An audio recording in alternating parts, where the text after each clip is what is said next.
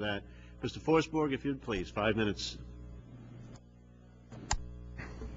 Mr. Chairman, Ranking Member Flake, and members of the subcommittee, thank you for the opportunity to testify this afternoon on the issue of the host nation trucking contract. I'm honored to testify on a subject of great significance for our campaign in Afghanistan, and I appreciate the Chairman and the committee's leadership on this pressing question. I want to address today the strategic context of contracts like the host nation trucking contract to highlight their implications for the U.S. campaign to degrade and defeat the Taliban and to leave behind an enduring Afghan government.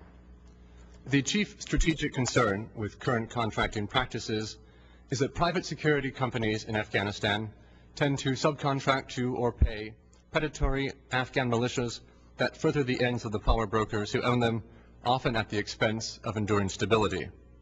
To understand why this is such a concern, it is helpful to remember that winning a counterinsurgency fight is largely a question of establishing the legitimacy of a government. Lack of government legitimacy is, after all, the root cause of an insurgency, and if the Afghan government were widely viewed as legitimate, we would not be fighting the current campaign. The Afghan government has lost considerable standing by forming alliances since 2001 with factional actors, including predatory warlords and their militias. Afghan leaders at many levels have taken sides in local disputes and alienated significant elements of the Afghan population. It is noteworthy that the Taliban rose to power in southern Afghanistan in 1994 because the population there deeply resented the behavior of militia commanders.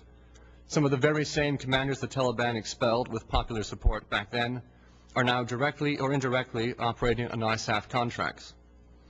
Kandahar province, the focus of ISAF's insurgency efforts this summer, offers a prime example of how ISAF contracting practices have inadvertently supported small cliques of government-affiliated commanders.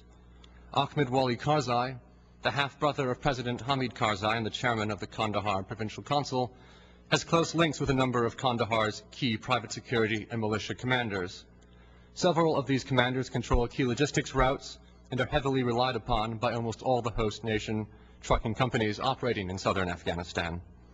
Ahmed Wali Karzai has used his connections to the Afghan government and to ISAF to build this network and, in some cases, to influence in the awarding of contracts to his own allies.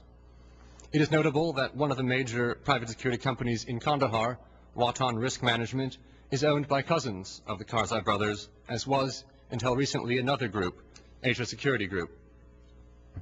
These militias significantly outnumber the Afghan police force in Kandahar city. The army and police force thus find themselves competing with private security companies, especially when it comes to recruitment. For the population, meanwhile, the government is seen as an exclusive and predatory oligarchy. It must be kept in mind, ultimately, that ISAF has not created the militias that exist throughout Afghanistan. These militias were largely the product of the anti-Soviet resistance and the civil war of the 1990s.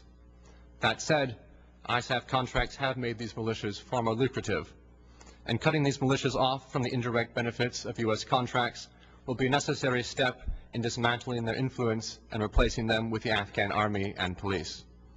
This step cannot be taken completely and immediately, however. What is needed is a careful strategy to unwind the contracts, find gainful employment for the foot soldiers, and ensure that ISAF or the Afghan army and police are available to fill the security demands that contractors are now fulfilling. The issue of illegal militias in Afghanistan is challenging, but it is one that ISAF can solve. The U.S. troop surge has given the United States and its ISAF allies resources to reform and investigate its contracting practices. ISAF has already begun standing up structures for reviewing and reforming contracting, including Joint Task Force 2010. Having additional boots on the ground is providing ISAF with a surge of intelligence on how contracting networks in Afghanistan operate and gives ISAF more options in providing oversight for these problems. The U.S. does have leverage at this point over the militias and local commanders who subcontract from the coalition. Once ISAF organizations like Joint Task Force 2010 have understood the complex networks by which contracts support militias, these contracts can be restructured in ways that account for the dynamics of local Afghan politics. ISAF has announced its intentions to do this, although the details of its plans are naturally still vague.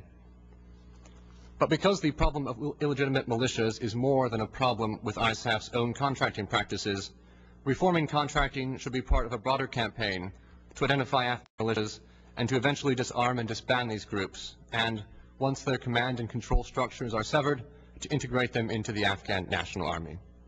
In conclusion, current contracting practices are problematic and play into large trends that undermine the legitimacy of the Afghan government.